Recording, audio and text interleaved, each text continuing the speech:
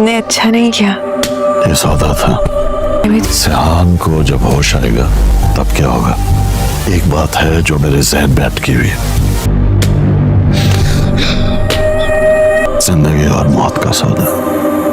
इसका खमियाजा मुझे जिंदगी भर भुगतना हो। अपनी मोहब्बत को बचा रहे थे, अपनी जान कुर्बान करके। तो सियान बाबा को इसका कुछ पता नहीं चलेगा। इस खत के बारे में आप जानते हैं, जो गया उसका वही वक्त लिखा था। तो वही कह रही थी बाबा, अब जीत कर भी हार जाए होगा। जल्दबाजी करती है। उस दिन भी यही कहा था ना। गाजी यूसुफ जैसे ही एल्फ का खत पढ़ेगा तो इसके दिल में शदीद पछतावा जाग उठेगा कि इसने एल्फ को मारने में बहुत ज़्यादा जल्दी कर दी। एल्फ तो दुनिया से चली जाएगी, इसका दिल निकाल कर सिहान को ट्रांसप्लांट कर दिया जाएगा और इसी के साथ सिहान की जान भी बच जाएगी।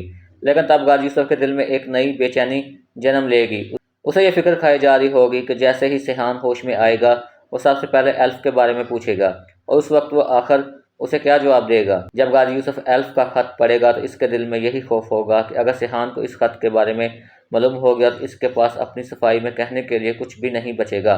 इसी दौरान ज़करिया उसे समझाने की कोशिश करेगा कि इस खत का राज सिर्फ वो दोनों जानते हैं और वो कभी भी सिहान को इस हकीकत तक पहुँचने नहीं देगा।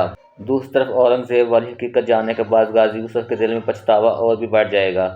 उसे बार बार यही एहसास होगा कि काश इसने एल्फ को मारने में इतनी जल्दी ना की होती।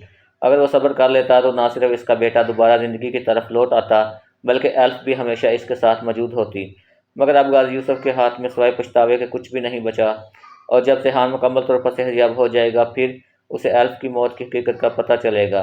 वो हर रात से पर्दा उठाने की कोशिश करेगा और आखिरकार उसे अपने बाप के इस बड़े गुनाह के बारे में भी मालूम हो जाएगा।